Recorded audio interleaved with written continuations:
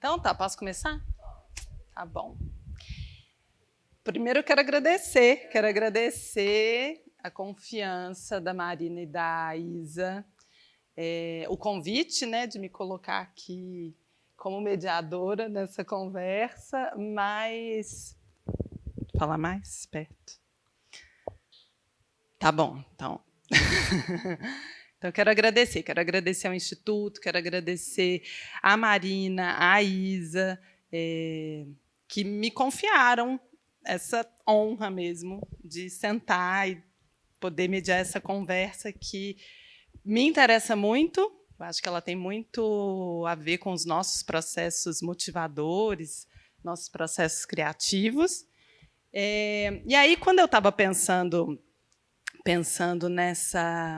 nesse tema, né, do luto e poética, começaram a me vir várias coisas na cabeça, assim, sobre rituais. Eu estou lendo um livro que é sobre rituais, que é do Byung-Chul Han, que é um filósofo sul-coreano, e ele tem esse livro muito lindo, que ele fala sobre o desaparecimento dos rituais. E uma coisa que me veio forte foi esse pensamento de como o nosso processo em ateliê e o nosso processo de criação também é uma forma de ritualizar, né? Existe uma ritualização da nossa prática, assim. E aí eu trouxe um pedacinho de texto dele para ler, que eu acho que assim eu inicio a provocação para a nossa mesa. E, enfim, acho que é legal para apresentar ele também para quem não conhece. O livro é esse, O Desaparecimento dos Rituais, uma topologia do presente, e ele fala assim: rituais podem ser definidos como técnicas simbólicas de encasamento. Transformam o estar no mundo em um estar em casa. Fazem do mundo um local confiável. São no tempo o que uma habitação é no espaço. Fazem o tempo se tornar habitável. Sim, fazem-no viável como uma casa. Ordenam o tempo, mobiliam-no. Em seu romance Cidadela, e aí agora eu vou pedir desculpa, porque eu não falo francês, então provavelmente eu vou falar esse nome errado, mas você fala, Bea, não? Antoine de Saint-Exupéry. Foi, né? Descreve os rituais como técnicas temporais do encasamento. E os ritos são, no tempo, o que o lar é no espaço. Pois é bom quando o tempo que passa não nos pareça algo que nos gasta e destrói, como um punhado de areia, mas como algo que nos realiza. É bom que o tempo seja uma construção. Pois é. E aí, eu fico pensando também em como que esse tempo que a gente vive, esse sistema vigente, ele não favorece em nada que a gente viva processos que não são processos que beneficiam uma produtividade, né? E eu acho que o processo de fazer arte não é um processo produtivo, não é um processo conectado à produtividade. Por isso que tem essa capacidade também de que, quando a gente olha uma obra, parece que ela pega na nossa mão e ela fala: vem por aqui, esse é o trajeto que a gente vai fazer agora nesse momento sensível, nesse momento difícil. Então, eu acho que eu começo por aí, falando dessa provocação, de entender como é que vocês olham para isso também, sobre esse processo. Mas aí eu queria trazer só mais um complemento dessa provocação, que é uma imagem que é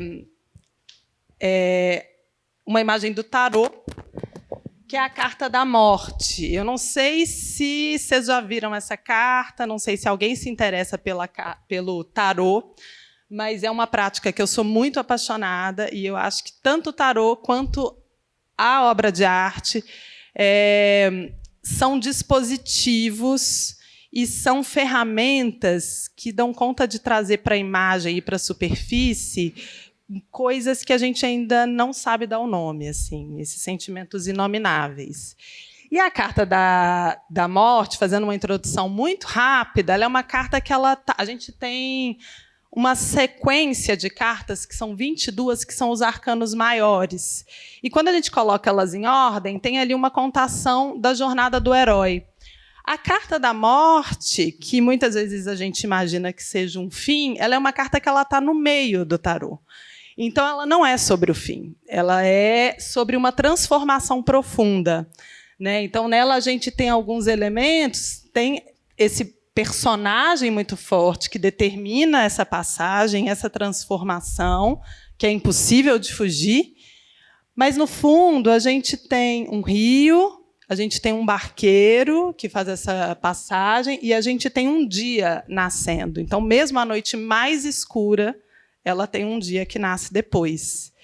E é isso, a carta é número 13, o jogo vai até a carta número 22.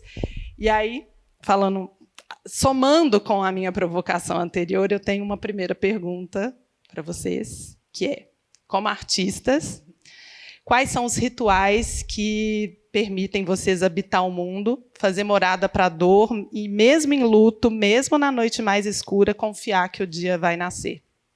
Confiar nesse dia que nasce, né? Bom, eu sou a Bea, né? Agradeço também a presença de estar aqui, esse momento, né? Ao Instituto, a Marina, a confiança de vocês também de me convidarem a fazer parte dessa exposição, que eu considero uma exposição muito importante, e que ainda vai ganhar, ao longo do tempo, mais importância, eu acho.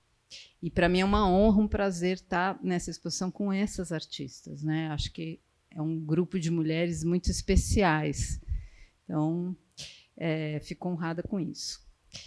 Agora, voltando à questão dos rituais, vou começar pelos rituais, né? Eu acho que sim, que a arte é ritual o tempo todo, né? Porque, a partir do momento que você decide se dobrar sobre algo que só importa, a princípio, a você mesmo, que esse é o primeiro momento que você está lá, né, no ateliê, é uma conversa muito consigo mesmo, né? Então, já é um momento de silêncio, né? Sempre parte desse momento de silêncio, de pensar, de concentrar, de tomar atitude, de decidir. É uma decisão atrás da outra o tempo todo, né? E, no meu caso, eu acho que os meus trabalhos eles sempre vão em busca de conhecer mais sobre as coisas. Para mim, trabalhar é estudar. Trabalhar em arte é estudar, é pesquisar, é saber mais, né? Então, para falar dessa série mesmo, para desenhar essa série, eu fiquei muitas horas, né, sobre esses mapas, olhando de perto, de longe, diminuindo, ampliando, medindo, né? Eu ficava, gente, que tamanho é que são essas minas? Olha, isso daqui é o campo de pouso. Então, isso daqui tem mais ou menos 1 quilômetro. Então, essas minas têm quanto? Aí, enfim, toda uma construção mesmo de descobrimento, né? E fazer isso também no ateliê, lá de gravura, diante de outros gravuristas que estão trabalhando lá. Então, vou, aos poucos, fazendo esse conhecimento também sair de mim para esse grupo, né? Hoje em dia, todo esse pessoal que trabalha nesse laboratório sabe tudo sobre a mineração na Amazônia, porque fazer é conversar sobre isso também, né, o tempo todo. E aí eu vou compartilhando essas coisas que eu estou descobrindo sobre a mineração com as outras pessoas. E aí eu acho que esse caminho, né, de começar por um processo complexo, que é a gravura e tal, e acabar nesse espaço de conversa, de debate sobre esse tema, é em si uma espécie de ritual, né? Eu tenho uma pintura que eu fiz recentemente, está na outra exposição, que eu fiz a foz do Amazonas, e eu queria muito. É um mapa, mas ela tem uma visão também em vista, né, da floresta. E eu queria demais marcar os corais, né? Que exatamente a área onde vai ser explorado o petróleo, onde fizeram os blocos para leilão. E eu fiquei ensaiando aquilo, como é que eu vou pôr esses blocos, né? Faço aquele desenho geométrico dos blocos, que é medonho, não, desenho os corais com a vida, mas eu queria dizer as duas coisas. E aí, finalmente, eu decidi que eu ia pôr um colar em volta dos corais. E aí eu resolvi pintar como se fossem pedrinhas, assim, né? E aí eu falei, bom, eu vou fazer...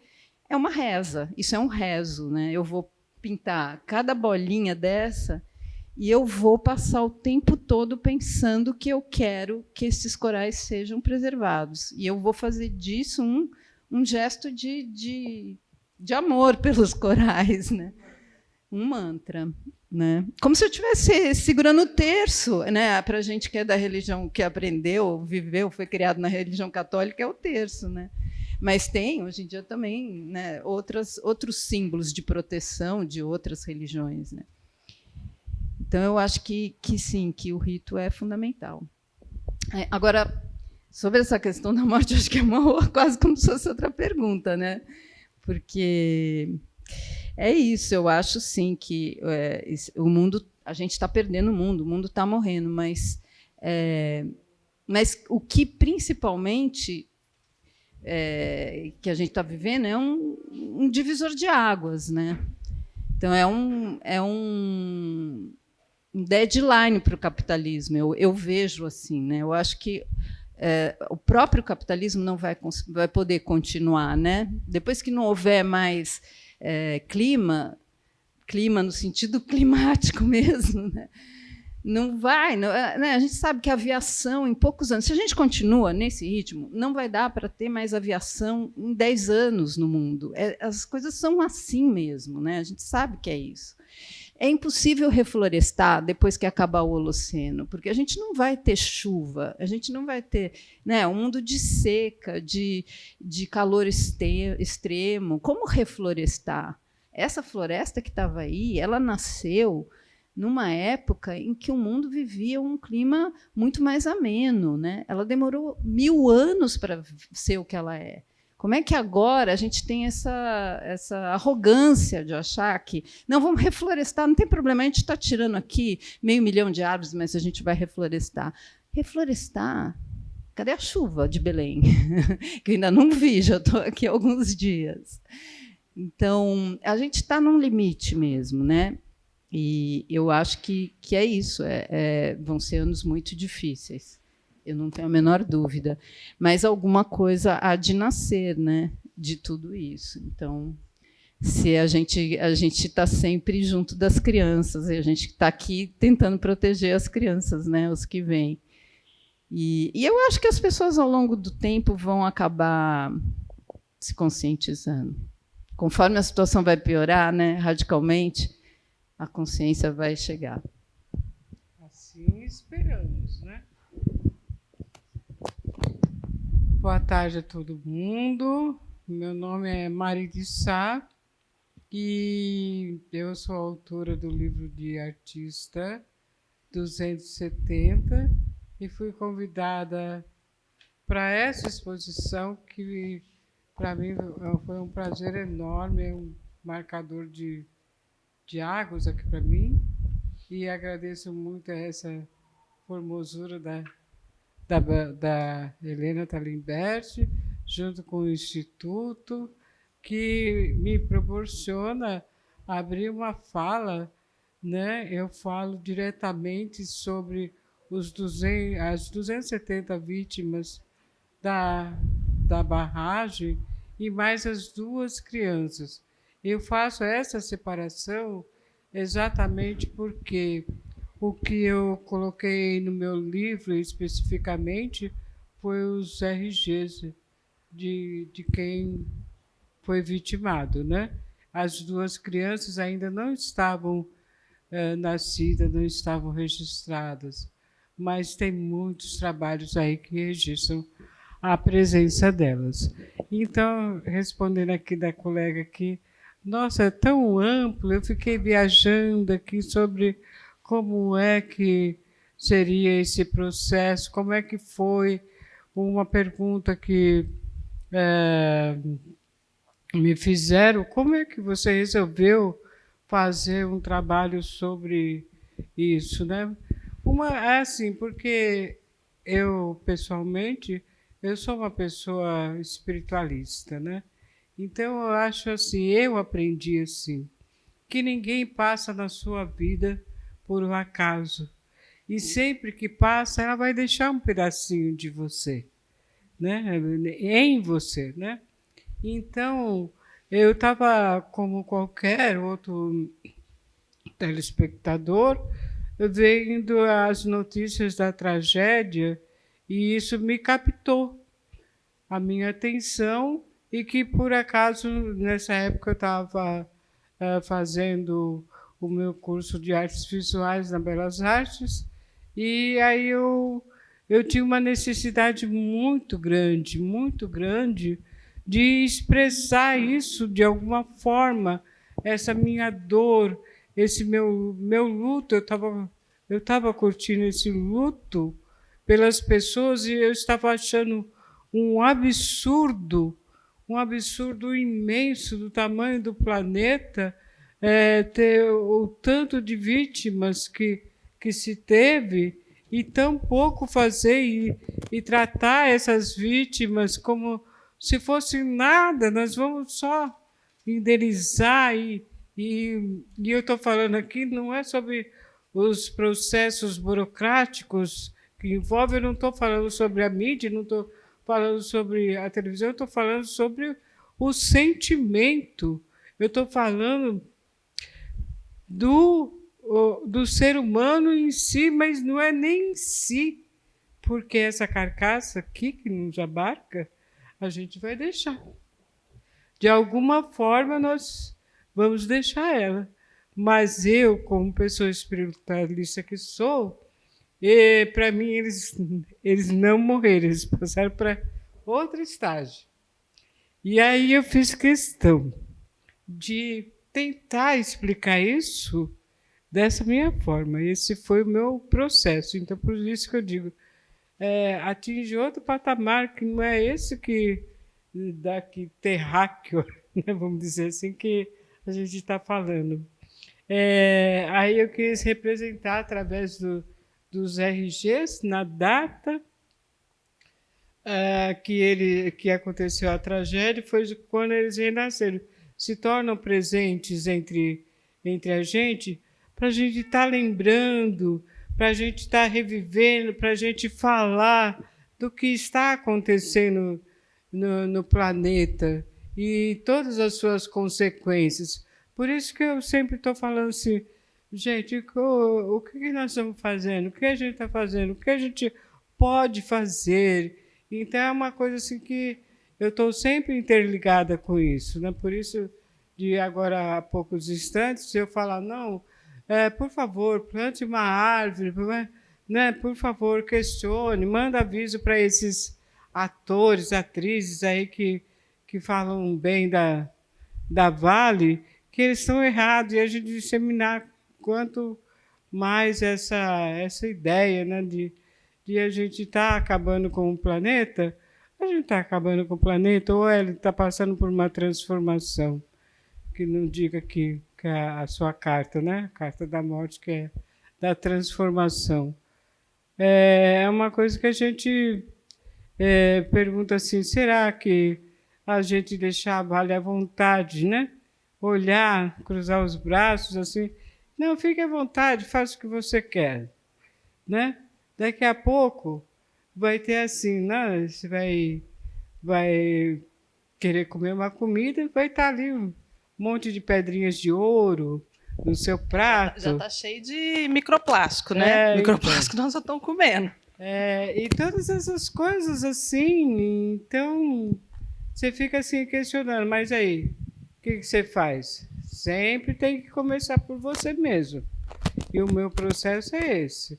Eu estou ligada a eles, estou ligada a Helena, do tamanho da dor, e esse é o meu processo. Às vezes, né, já teve outros temas, que nem teve a pandemia, a questão do luto, aquela coisa que, né, fica ali marcado assim, e é onde a gente tenta explicar essas coisas através da arte. Tá bom? Ah, ótimo. Enquanto vocês estavam falando, eu estava aqui anotando e pensando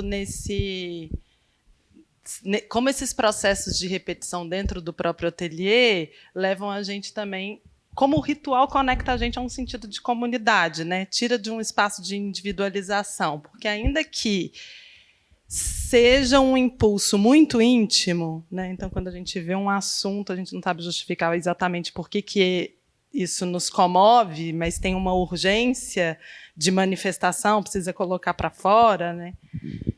Você, por exemplo, quando você está lá trabalhando na lito, ou trabalhando na gravura, ou nos processos todos, tem uma repetição de etapas ali que se dá, por mais inventivo que seja, por mais a técnica em si, ela é muito repetitiva, né?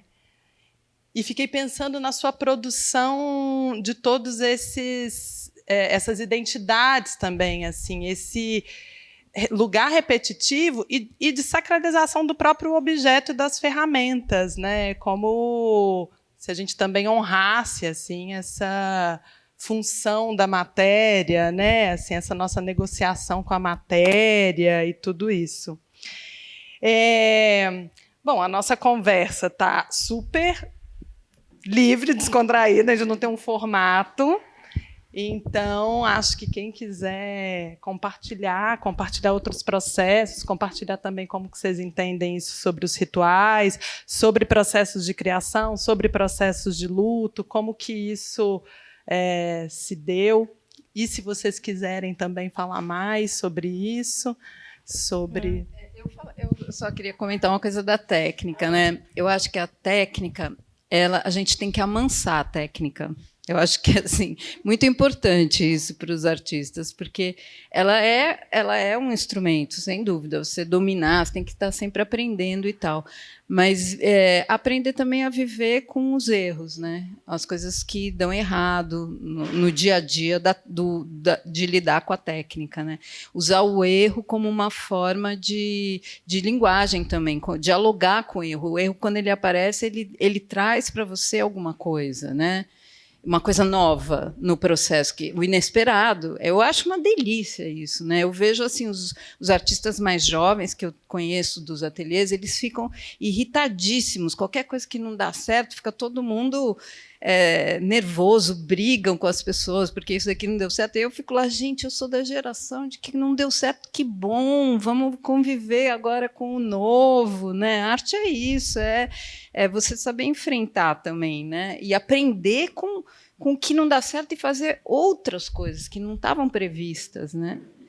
E então eu acho que me veio essa ideia da técnica que a gente tem que amansar ela, não precisa ser escravo da técnica nunca.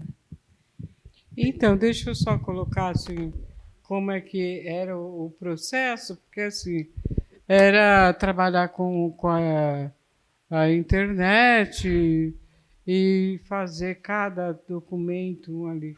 Então, o ritual era esse, ir lá para as cabines da informática, ficar isolado lá e fazer o documento específico de uma das vítimas, né? Então, eu repeti isso várias vezes, porque erros aconteciam e erros tinham que ser corrigidos. Então, eu não fiz só assim de uma vez assim, fez e saiu. Porque é assim, eu acho que a arte, eu vou contar um segredo aqui para vocês. A arte, ela é uma entidade, tá? Não esparrama por aí não, senão ela some. Aí ela é uma entidade que ela possui a gente, porque a gente tem aquela necessidade de fazer algo e aquilo toma conta da gente.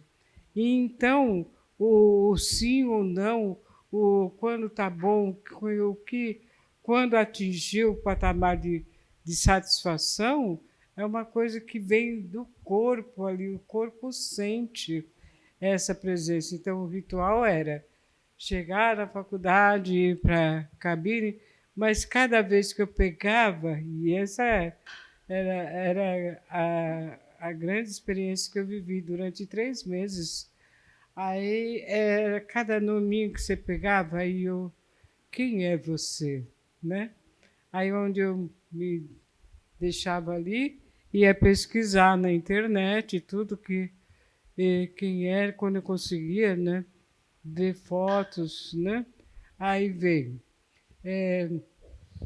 Todo aquele momento ficou gravado no meu subconsciente, esse processo todo, que eu não tenho como. Muitas vezes eu falo do meu trabalho, eu falo assim, as lágrimas acompanham o meu trabalho, porque eu vivi esse processo durante 3 meses e cada vez que eu comparava, né? Você está lá debaixo da terra agora e agora eu estou vendo como que era a sua vida antes. E aí eu falava, não, eu vou te registrar aqui novamente. Daqui por diante você vai ter uma outra história. E é nós que contamos essa história, através do Instituto, através das palestras que tem, através de falar sobre os perigos da mineração, seja ela no Pará, seja ela em Minas Gerais, seja ela em qualquer parte que for, né? E a gente está aqui para marcar essa presença e se colocar contra essas grandes empresas de mineração. Vou falar primeiro de uma fala que você trouxe, que eu acho interessante. Tem o Luiz Kamenitzer, que ele é um educador, né? E ele tem uma fala muito linda, que é sobre a não hierarquia entre artista, material e ferramenta. Que todo mundo ali toma decisão, assim, que é ter essa coragem para poder se colocar no não controle. E aí a gente pode pensar, né, assim, numas metáforas de como esse pensamento serve para a vida, né? Assim, a gente está chegando onde a gente está porque estamos aí tentando controlar absolutamente tudo e achando que a gente tem o direito, né? E aí, sobre a sua fala, Mari, eu estava pensando aqui. Ontem eu estava conversando com a Helena disso, assim, da importância da gente se colocar como canal de manifestação, né? E aí eu fico pensando nesses nomes todos que a gente traz, e como a gente tem que ser agradecida a eles também. Assim, acho que em vida eles tocaram muitas pessoas, mas em morte, depois da morte, eles se tornaram energia vital para a gente, né? Porque a gente está aqui hoje reunido por manifestação dessa energia que eles movem na gente, né? Lógico, a gente se solidariza com os familiares, com todo mundo, mas é um trauma coletivo, essa energia, essa transformação, esse fato, essa passagem se transformou, assim, a gente se transformou em canal de manifestação dessa energia vital dessas pessoas, né? É convocar os mortos para lutar a luta do presente, né, Helena? Já falei isso para você uma vez, mas é isso, acho que se trata disso, né? Porque eles estão aqui lutando com a gente, é disso que se trata, né? E esse processo artístico como nosso processo de nos enlutar também, né? De viver o luto, e acho que de aproximar também de uma comunidade.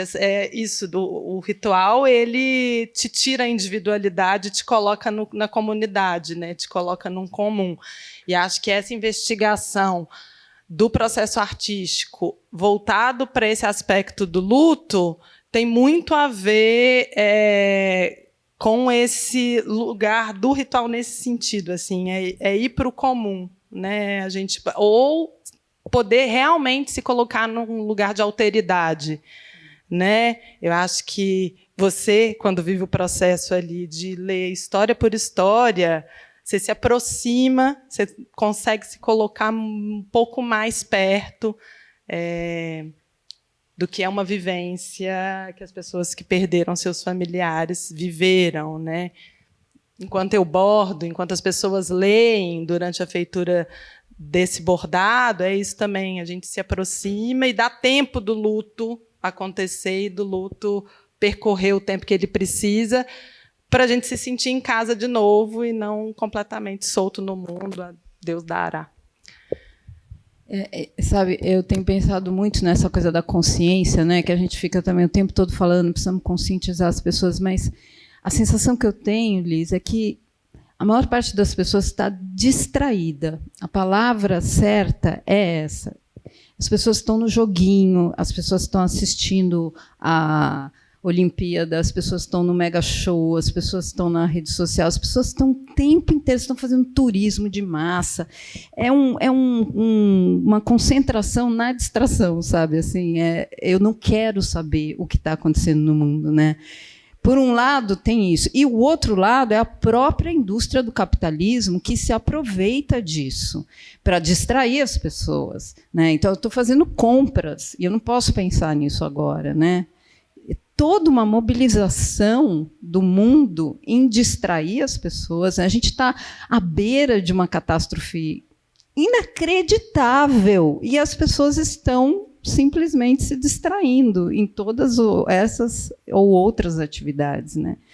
Então, eu acho que, voltando ao luto e à arte, né, a hora que você decide se dobrar sobre a dor, sobre a perda, ou sobre a perda do mundo, sobre os processos que estão nos levando a isso, a gente se torna extremamente consciente. É uma consciência que dói, é uma consciência que incomoda, que não nos deixa mais viver sem essa consciência, né? A gente está perdido para a consciência.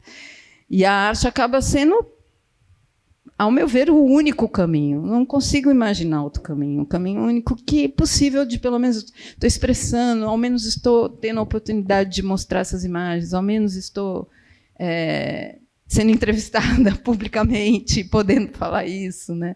E aí, enfim, é uma forma de desdobrar o luto, convocando os mortos para a nossa luta do presente. Vamos conversar, gente. O que vocês acham disso? Eu quero só falar uma... Vem cá, Wagner, vem no caminho que a frase é curta.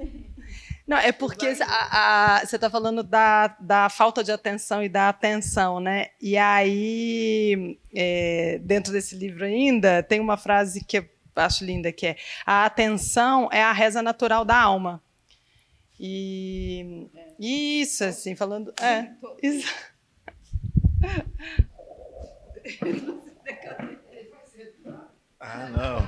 Não dá para ficar falando em pé, não, gente. Mas eu saio daqui a hora que eu terminar de falar. Não saio, não. Vamos juntar todo mundo aqui.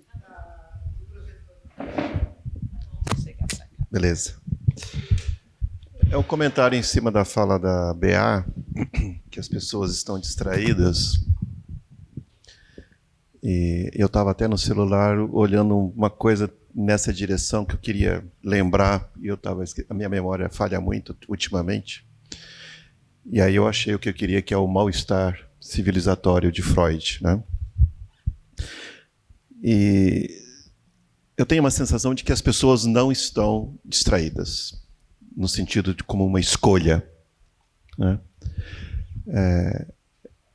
Eu acho que elas estão assim bastante... É a minha sensação de que, de uma maneira geral, há um incômodo das pessoas não conseguirem se entenderem certamente no mundo,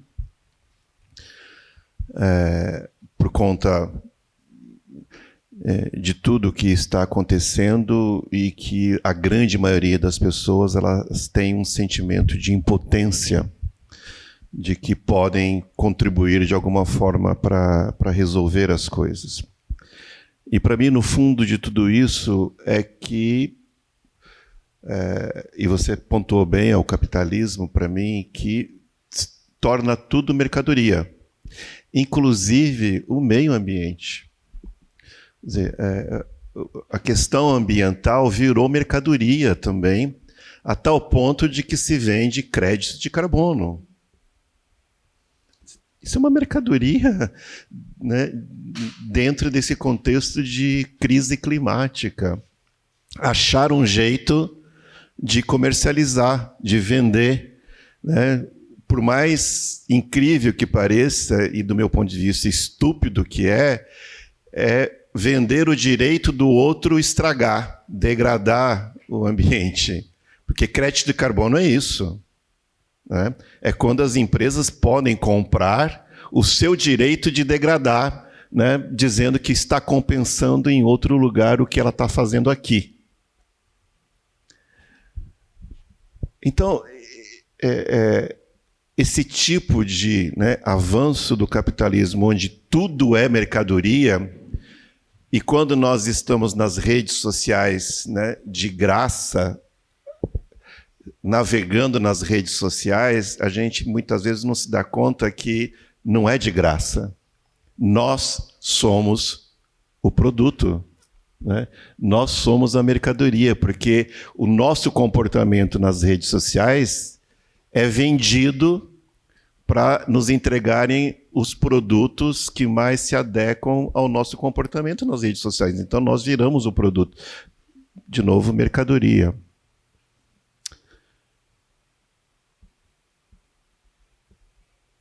E tudo isso que a gente está vendo exposto aqui, no fundo, também é um fruto dessa visão que a vida das pessoas não tem tanta importância quanto, né, a possibilidade de lucro.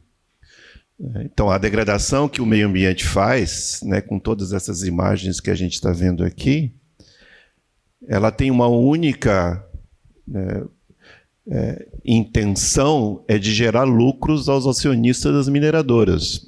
Não existe essa ideia de que o propósito dessas empresas é o desenvolvimento do país, é o desenvolvimento da comunidade aonde ela está instalada.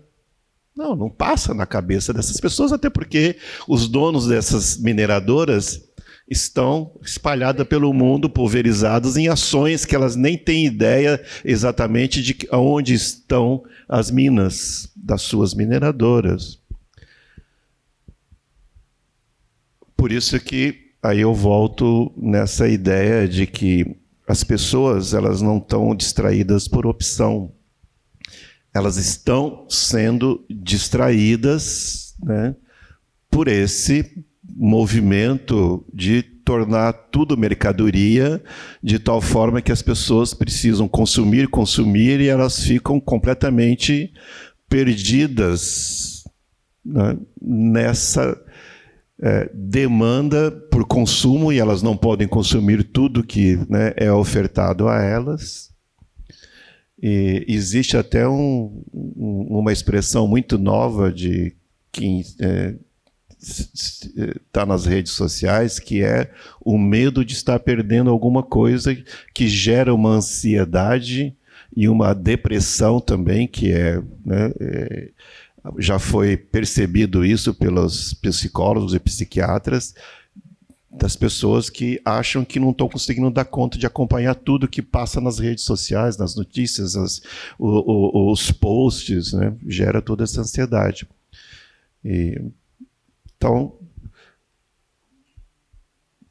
termino assim só dizendo que, né, eu não sou uma pessoa 100% desesperançada, né? Não sou 100% desesperançado, mas eu vi agora há pouco, né, um depoimento lindo do cineasta Pedro Almodóvar, no Festival de Cannes ontem, em que ele fala de um filme que ele acabou de lançar, e esse filme é sobre a morte.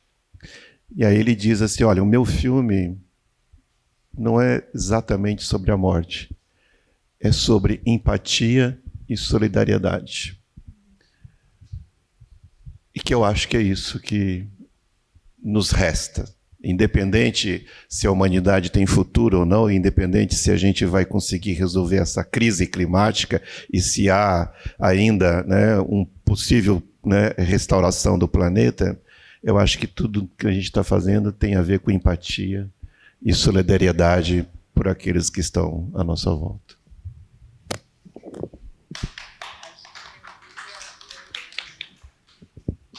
Eu quero só fazer um comentário com essa fala do Wagner, que eu acho que essa exposição aqui, ela tem um objetivo de denúncia, claramente, mas eu acho que ela carrega consigo também um convite a essa conexão com a própria subjetividade, assim, porque é muito conveniente também que a gente, para o sistema todo que está implementado e para toda essa indústria, que a gente se afaste desse lugar da nossa subjetividade, que a gente pare de se comover e coloque tempo no nosso luto, né?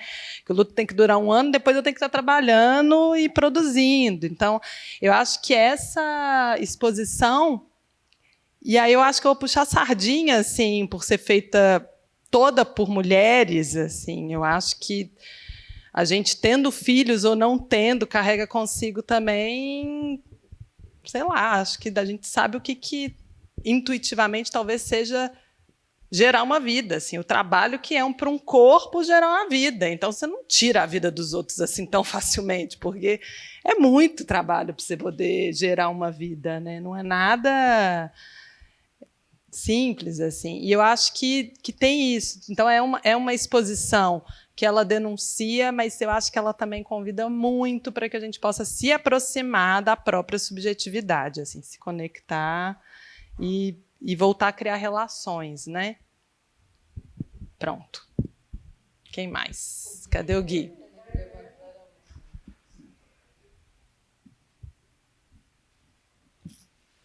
Vou sentar na cadeira. Bem. Não, assim, algumas coisas que eu queria falar só, nem é uma pergunta nem nada, mas é como as obras das 3 que estão aqui se conversam, né?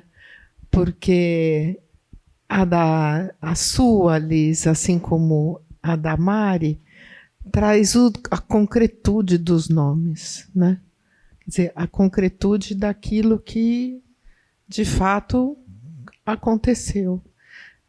E a da BA, ela traz todo o território onde aconteceu, né? Toda essa questão das imagens do território, das feridas desse território que provocam as mortes, né? É um território ferido, é um território assolado, que provoca essa morte.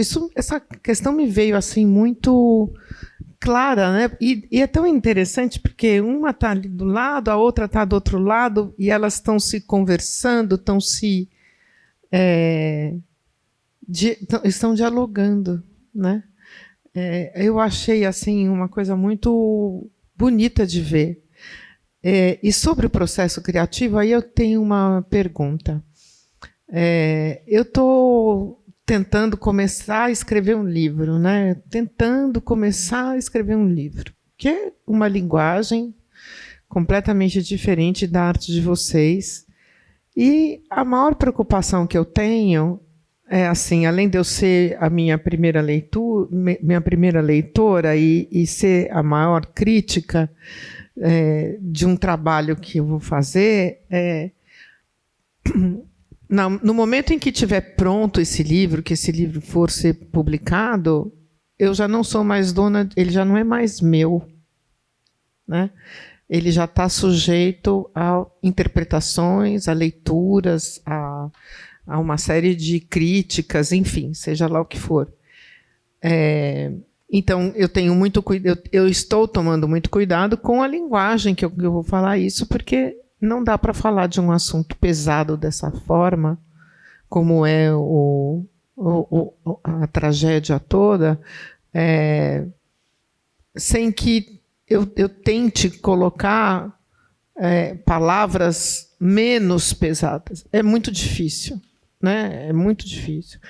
Enfim, e eu queria saber de vocês isso, quer dizer, no processo criativo de vocês, existe essa preocupação de quando que a obra está pronta, ela deixa de ser uma coisa sua e passa a ser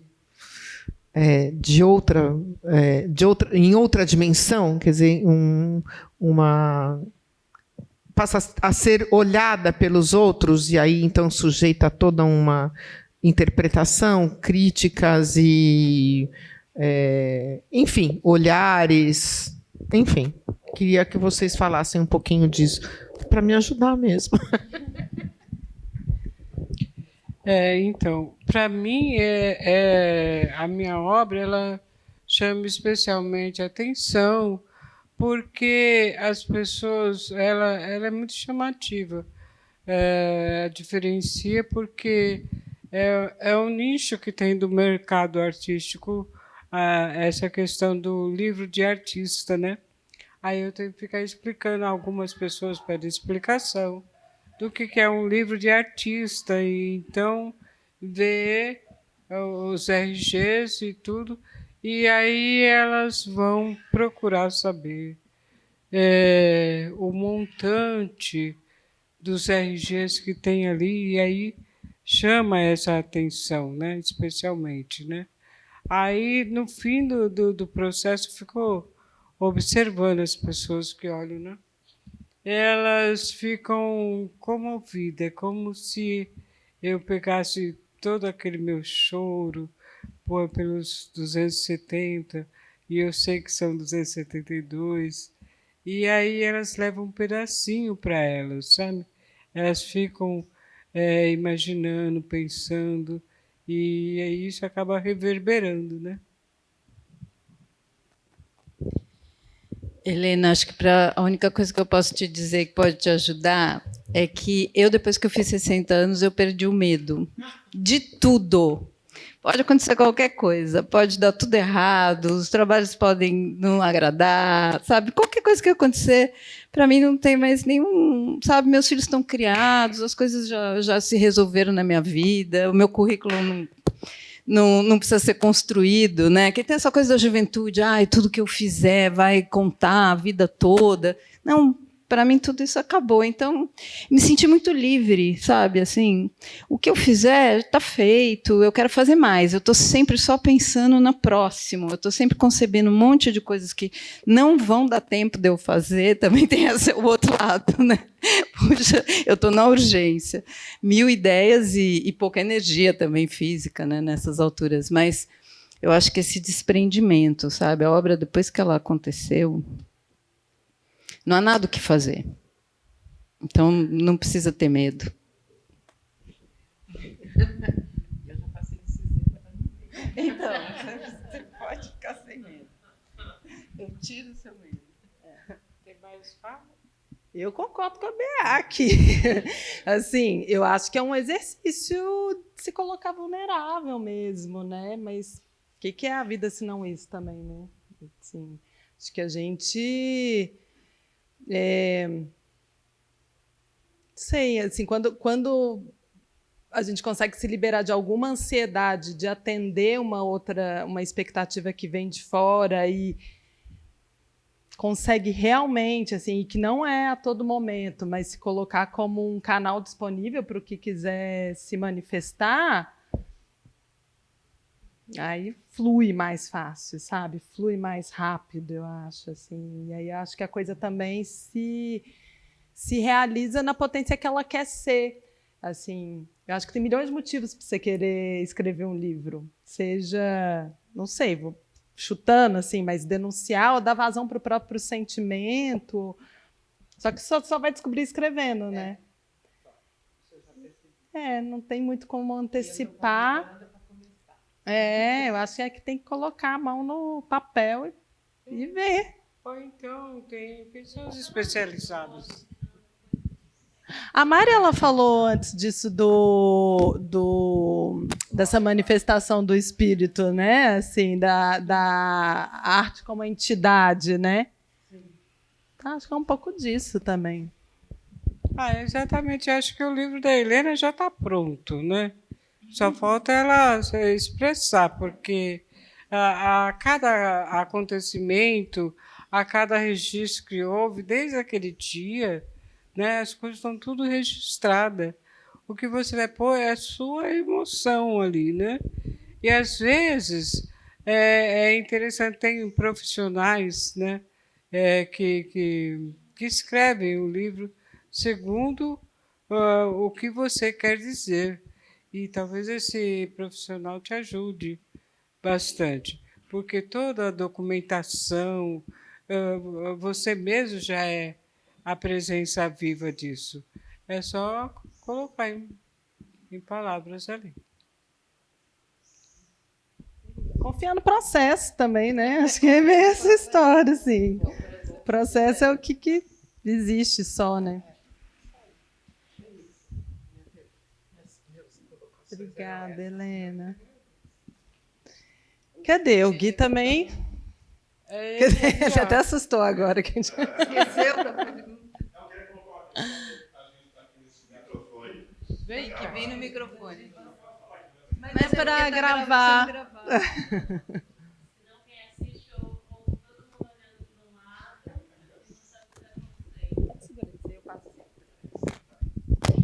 Olá, nós estamos aqui nesse lugar tão bonito, cercado de tanta beleza, e uma questão para quem está aqui, né, nós que chegamos depois, e vocês como criadoras, como artistas, a questão é a seguinte, como vocês conjugam na criação a beleza e o horror?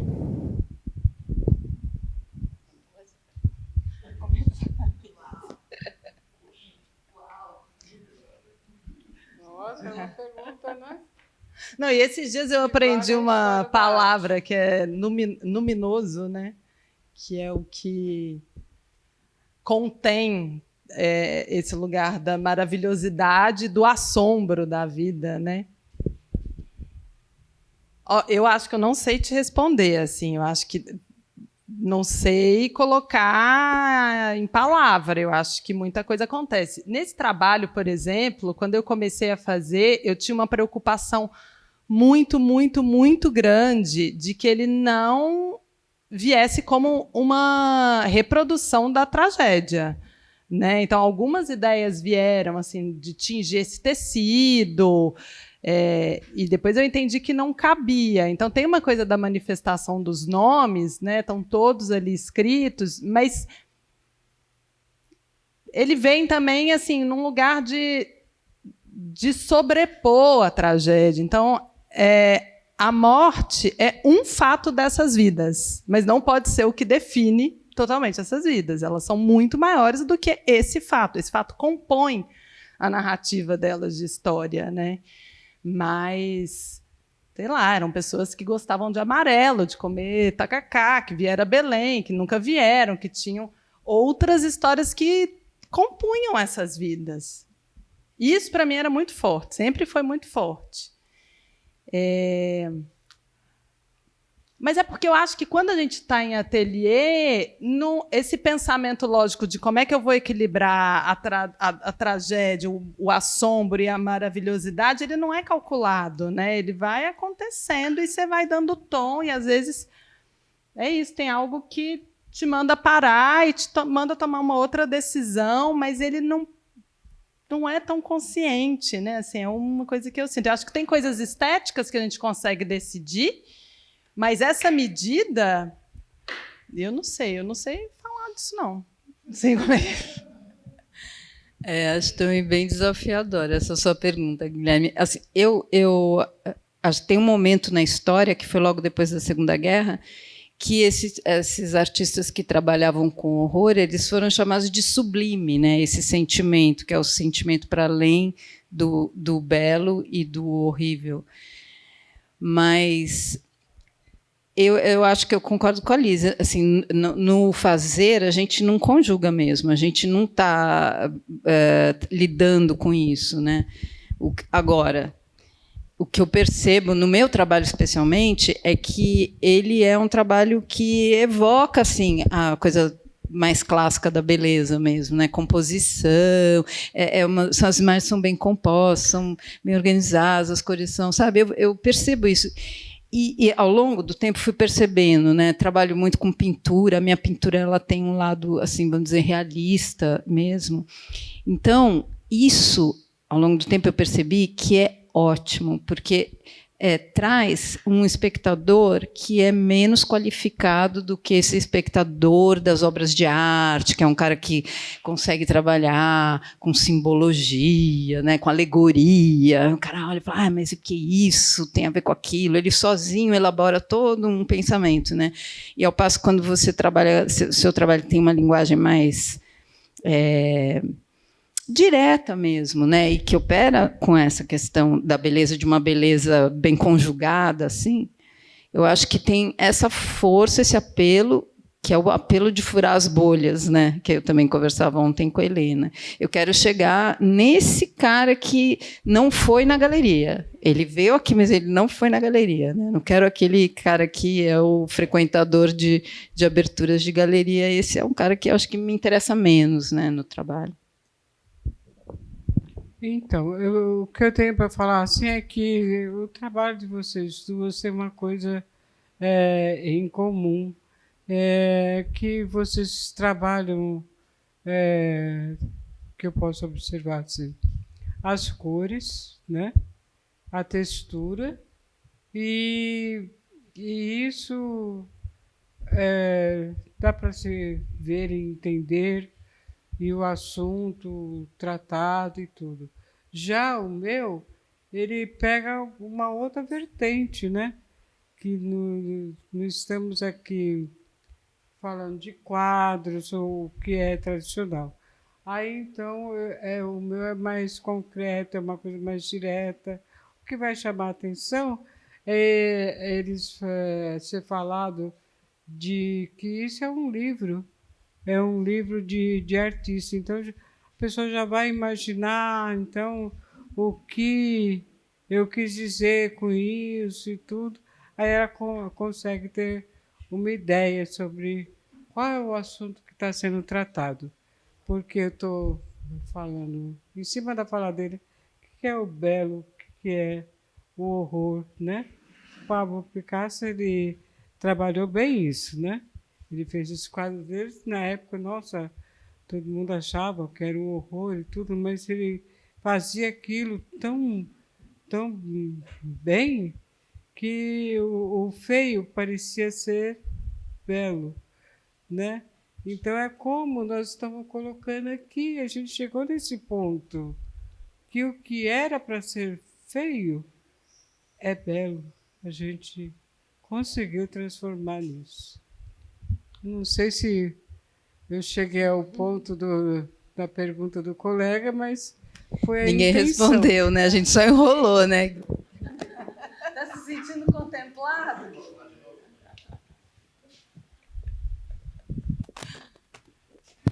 Eu fiquei pensando na pergunta do Guilherme, é que quando ele fez a pergunta, e talvez ele ele não teve a intenção de fazer isso, mas eu entendi no começo, depois eu mudei a minha opinião, que havia uma oposição entre o horror e a beleza, como, né, fossem coisas diametralmente opostas. Mas aí a Mari de Sá fez esse fecho. Quer dizer, esteticamente, no horror, você tem uma beleza também, né? Que, quer dizer, a vida é assim, né? De coisas boas e ruins, que não necessariamente são feias as ruins e são belas as boas, esteticamente, né? Você olha por essas fotografias, né, da Júlia, ou mesmo a sua obra, B.A., né? Bom, enfim, todas essas aqui, da Mari, né, e da Liz. Se você olhar, né, e ver lá aquelas letrinhas miúdas, difíceis de ler, né, que você bota o olho lá, é um horror. Né? Aquilo ali, né, que é uma mina, né, é um horror, mas esteticamente tem uma beleza e você consegue falar dessa coisa horrorosa de uma maneira bela, que as pessoas talvez consigam se aproximar e entender se Muito fosse de uma maneira obrigado, diferente. Muito né? obrigado. Eu acho que tem alguma coisa dessa dimensão da vida, né, que cabe tudo mesmo, assim. Quem coloca nesses antagonismos é a gente que não dá conta de só abraçar esse tamanho todo do que cabe na vida, né? Gente, então, a gente vai acabar agora. Quero... sim, eu vou só agradecer, e aí peço para vocês fazerem um fechamento também, agradecerem, mas é isso, reforçar esse agradecimento ao Instituto, Marina, Isadora, que está longe, mas está aqui também, Wagner, Helena, todo mundo da Fotoativa, todo mundo de Belém, e obrigada. Eu também só tenho a agradecer o fato de estar aqui, né? vir ao Pará, né, que foi a fonte de inspiração para o meu trabalho, foi muito importante. Amanhã vou pegar um carro e vou a Barcarena. Estou louca para ver como é, de longe mesmo que seja, né? Então, essa oportunidade também, para mim, é incrível, né, de estar aqui próximo e viver isso. Então, agradeço demais essa oportunidade.